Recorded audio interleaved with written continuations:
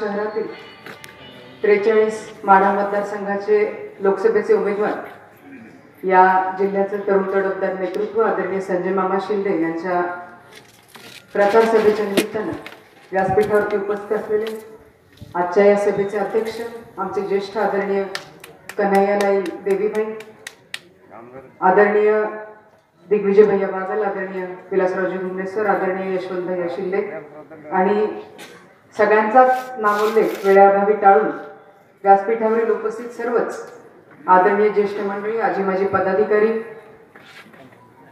गावातून भागातून शहरातून उपस्थित असलेली सगळेच श्रोतेगण आणि ही पेठ आहे त्याच्यामुळे इथं फक्त बसलेले ऐकतात असं नाही, ओट्यावरती कट्ट्यावरती बसलेले सगळेच आदरणीय शहरवासी आणि घराघरातून ऐकणाऱ्या माझ्या प्रत्येक महिला भगिनीला माझा विनम्र नमस्कार. सर्वप्रथम आमच्या सगळ्यांच्या वतीनं येत्या 23 एप्रिलला आपल्यापैकी सर्वांनीच आदरणीय संजय मामा विठ्ठलराव शिंदे यांच्या घड्याळ चिन्हासमोरचं बटन दाबून आदरणीय मामांना प्रचंड बहुमताने निवडून आणून त्यांना लोकसभेमध्ये जाऊन आपल्या सेवेची संधी द्यावी ही विनंती करते. तसं बघायला गेलं तर शहरानं खूप काही दिलं. 5 वर्षापूर्वी विधानसभेच्या निवडणुकीच्या वेळेला जवळपास मला वाटतं 1,500 ते 2,000चा लीड उमेदवार म्हणून मला शहरातून मिळाला, राष्ट्रवादी काँग्रेसला मिळालं.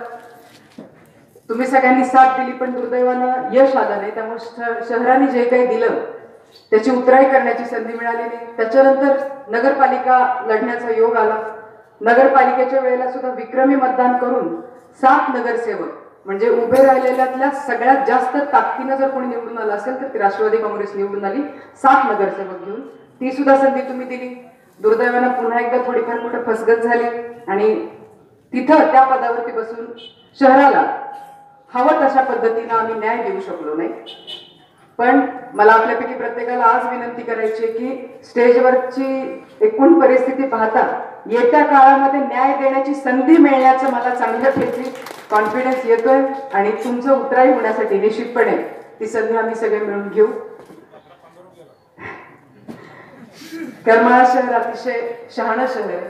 तसा आपला तालुकाच एक प्रगल्भ तालुका आहे. जनरली हा 6-7 तालुके जे आहेत आपल्या मतदारसंघातले 43 माढ्याचे प्रत्येक जण सांगतो आमच्या इथे हे असं होईल, आमच्या तिथे तसं होईल, एवढं होईल तेवढं होईल, अगदी आकड्यासहित सांगतात. जेव्हा मला विचारतात तेव्हा मी एवढंच सांगते की माढ्याच्या बरोबरीने लीड करमाळ्यामध्ये मिळेल, पण करमाळा स्वतःचा अंदाज शेवटीपर्यंत कुणालाही देत नाही. लीड मिळेल एवढं 100% आम्ही सांगतो आणि माढ्याच्या मागे आम्ही कुठे पडणार नाही एवढं आम्ही निश्चितपणे सांगतो.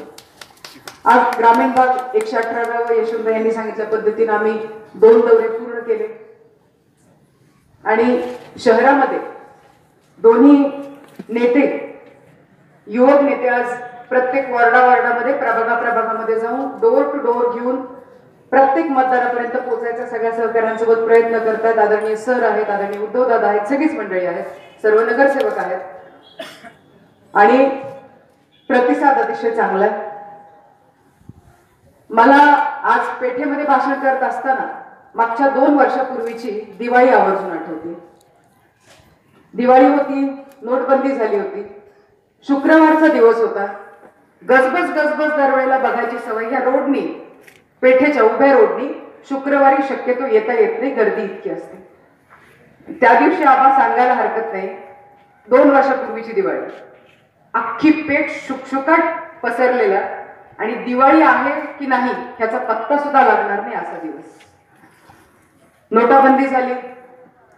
नोटाबंदीमधून आतंकवाद कमी करण्याचा एक अयशस्वी प्रयत्न केला गेला.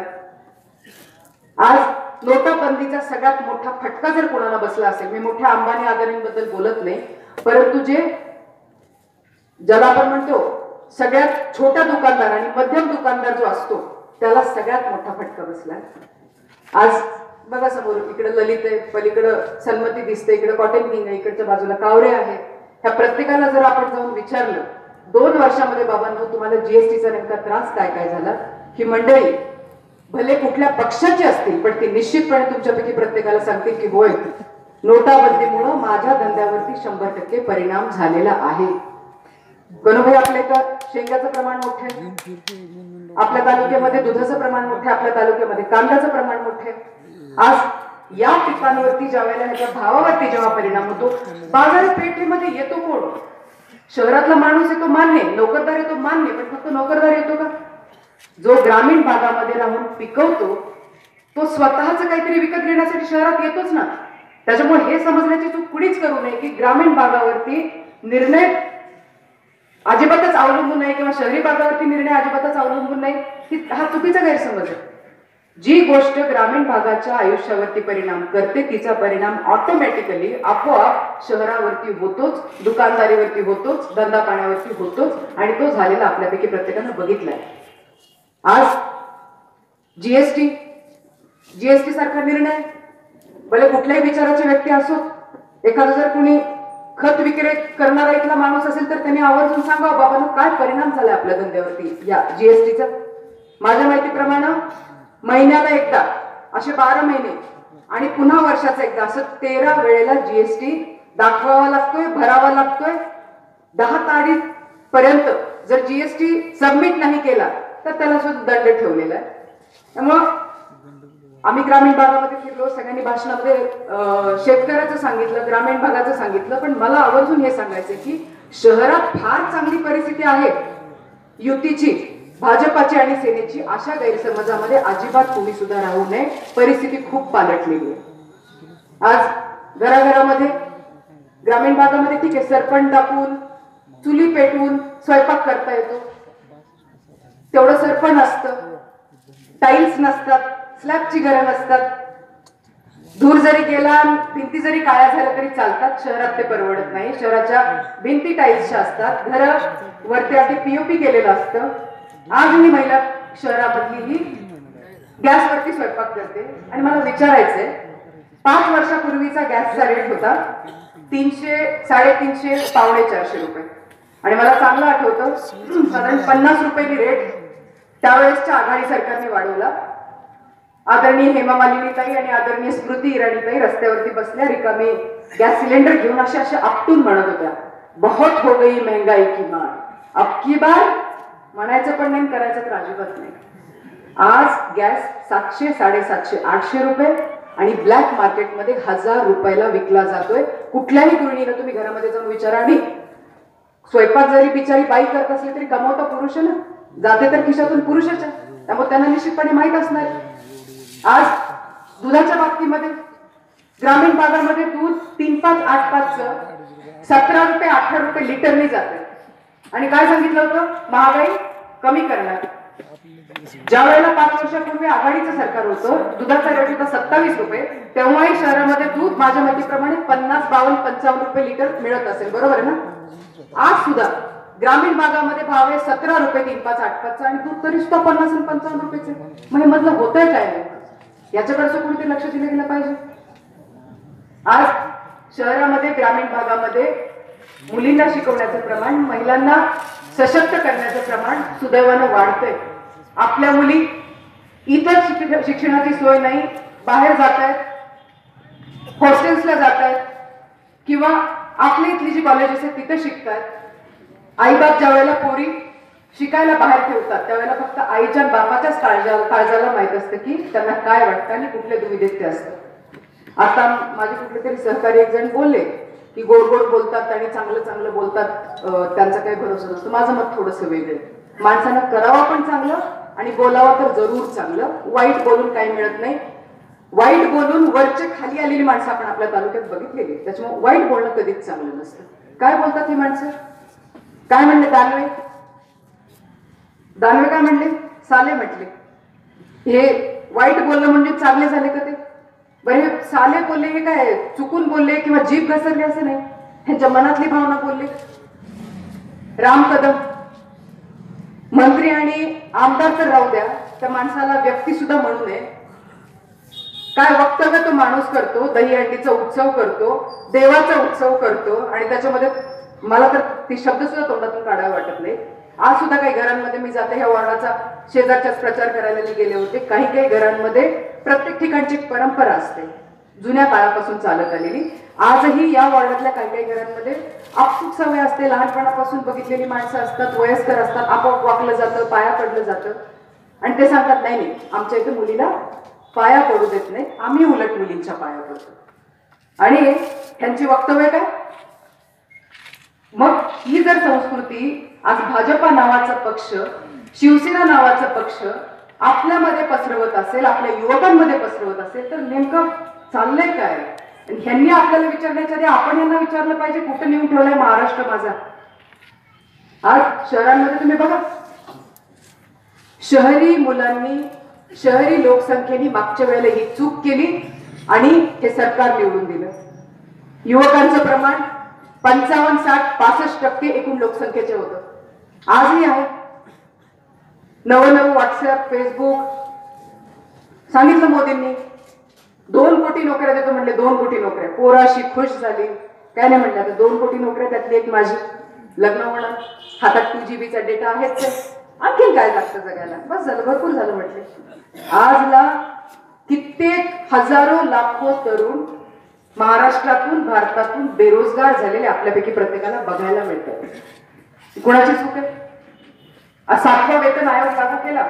शासकीय कर्मचाऱ्यांना तुम्ही विचारा, मोठा नळ, मोठा पाईप आणि पाणी येते थेंब थेंब, ही आजची परिस्थिती तुमच्या 7व्या वेतन आयोगाची सुद्धा आहे. त्याच्याकडे सुद्धा लक्ष दिलं गेलं पाहिजे. स्वच्छ भारत अभियान अतिशय उत्तम, अतिशय चांगली गोष्ट केलं पाहिजे. जर शहर स्वच्छ राहिलं, गाव स्वच्छ राहिलं, परिसर स्वच्छ राहिला, रोगराई कमी होईल, मुलं, घरातली माणसं एक चांगलं सुरक्षित आयुष्य जगतील, आजारपण कमी होईल. ह्या नावावरती 7 आणि 8 शहरांमध्ये तुम्ही जर, मला वाटतं किती प्रिन्स, 800 कोटी, 700 कोटी खर्च मेट्रो सिटीज ना, स्मार्ट सिटीच्या ह्याच्यामध्ये 5100 कोटीचा खर्च निव्वळ यासाठी केला गेला. आज आपलं कर्माळा त्याच्यामध्ये आहे. जी परिस्थिती प्रचार करत असताना मी नगरपालिकेच्या बाबतीमध्ये बघितली होती, मग ते स्वच्छतागृह असतील, कचरा कुंड्या असतील किंवा स्वच्छतेचे बाकीचे विषय असतील, आजही परिस्थिती तीच दिसतीये. मला माहित नाही की 13वा वित्त आयोग वापरून नक्की आपल्या शहरामध्ये चांगलं काय झालं. नोटाबंदीचा निर्णय घेतला गेला, सांगितलं गेलं नोटाबंदीमुळे म्हणले आता दहशतवाद कमी होणार आहे. मला तुमच्यापैकी प्रत्येकाला विचारायचंय, या एवढ्या मोठ्या लाईन मध्ये कोण मोठा माणूस आपल्यापैकी कुणाला दिसला का? आणि निश्चितपणे नोटाबंदी तुम्ही करा, पण ज्या वेळेला एखादी गोष्ट तुम्ही बंद करताय त्याला काहीतरी पर्याय ठेवा ना. खरं खरं मनाला प्रत्येकाने विचारायचं. तसं बघायला गेलं तर फार कोट्यवधीचा पैसा नसेल, परंतु ह्याच्यातून काळा बाजार असा झाला की कुठंतरी माझा 100% असलेला पैसा 500,000च्या नोटा बदलण्यासाठी 100 रुपयाचे 70 रुपये घेणारी माणसं आज सुद्धा करमाळ्यामध्ये तुम्हाला दिसतील. आणि ही खरी वस्तुस्थिती ही मांडली पाहिजे. प्लास्टिक बंदीचा निर्णय तुम्ही घेतला, 5-5 हजार रुपयाचे तुम्ही वाउचर आपल्या शहरातून कापले, बरोबर ना? हीच पेट होती ती. निश्चितपणे घ्या, प्लास्टिक घातक आहे. आपण ज्या वेळेला तुम्ही एखादी गोष्ट बॅन करता, बंद करता, आधी पर्याय तुम्ही काढा ना. पर्याय काढा आणि त्याच्यानंतर तुम्ही आवश्यक बंदी करा. मला विचारायचं व्यापाऱ्यांना, त्यावेळेला प्रत्येक व्यापाऱ्याला किती त्रास झाला लक्षात आहे का नाही त्यांना? आज शहराच्या बाबतीमध्ये एक वेगळ्या पद्धतीची भूमिका मांडली जाते की शहर हे भाजपा आणि सेनेच्या विचाराचं असतं. मला कळत नाही की ही भूमिका का मांडली जाते, मला कळत नाही की ह्याच्या मागचं कारण काय. मला एवढीच विनंती करायची की आता दिवस आलेले पक्षाच्याही पलीकडे बघण्याचे. जेव्हा एक व्यक्ती एखाद्या पक्षापेक्षा, राज्यापेक्षा, देशापेक्षा मोठी होते तेव्हा ती घातक असते. यांचे शब्द ऐका तुम्ही. हे भाजपा सरकार म्हणत नाही, हे मोदी सरकार म्हणतं. म्हणजे एक व्यक्ती पक्षापेक्षा मोठी झाली. मला विनंती करायची भाजपावरती प्रेम करणाऱ्या व्यक्तींना सुद्धा की जर तुमचं खरंच भाजपावरती प्रेम करत असाल तुम्ही तर नक्की ठरवा, मतदान भाजपासाठी मागताय का पुढे एका व्यक्तीसाठी मागताय. आज घराघरातून, भागाभागातून 5 वर्षापूर्वीचं जे वातावरण होतं राहिलेलं नाहीये. पण जर या इलेक्शनला आपण चुकीचा कुठला निर्णय घेतला तर मला वाटत नाही की भविष्यामध्ये फार काळ आपली लोकशाही टिकू शकेल. प्रचंड प्रमाणावरती वाईट कृत्य केली गेली आहेत. ह्यांच्या काळामध्ये सुखी कुणीच नाही, ह्यांच्या काळामध्ये सुरक्षित कोणीच नाही. रस्त्यावरती चालणारी महिला सुरक्षित नाही. आज डॉक्टर्स वरती हल्ले झाले. आता इथं काही मंडळी होती बघा मध्ये मध्ये बोलणारी, पोलिसाचं एक दर्शन झालं की 5 मिनिटात मंडळी गप्प बसतात. शुक्रवारच्या बाजारानंतर एखादा वाकडा वाकडा नागमोडी चालणारा माणूस, वर्दीतला माणूस बघितला की सरळ चालतो. ही भीती पाहिजे, समाजाच्या शिस्तीसाठी ही भीती पाहिजे. आणि ही पोलिसांची भीती सुद्धा या सरकारच्या काळात निघून गेली. पोलिसांना सुद्धा प्रचंड प्रमाणावरती मारहाण केली गेली. पत्रकारांचं काय? आज गौरी लंकेश सारखी एक अतिशय सन्माननीय आणि मोठ्या पत्रकाराला सुद्धा तिच्या घराच्या दारात दिवसा ढवळ्या मारायला जी माणसं कचरली नाही, जे आपला आवाज लोकांपर्यंत पोहोचवतात ते कचरले नाही, तर मग तुम्ही आम्ही किती अटकी पडते? मला आपल्यापैकी प्रत्येकाला विनंती करायची, आज कारखाने अडचणीत आणण्याचं काम या 4 वर्षामध्ये या मंडळींनी केले. आपले संसार बुडवण्याचं काम या मंडळींनी केलेलं आहे. आपल्या स्त्रिया असुरक्षित करण्याचं काम या मंडळींनी केले. त्यामुळं हे सगळं थांबवण्यासाठी येत्या 23 एप्रिलला आपण आदरणीय शरदचंद्र पवार साहेबांचे हात बळकट करण्यासाठी राष्ट्रवादी काँग्रेस आणि मित्र पक्षाचे उमेदवार आदरणीय संजय मामा शिंदे यांच्या घड्याळाच्या चिन्हापुढचं बटन दाबून त्यांना बहुसंख्य मतांनी निवडून द्यावा आणि आपल्या सेवेची संधी द्यावी. धन्यवाद. नमस्कार.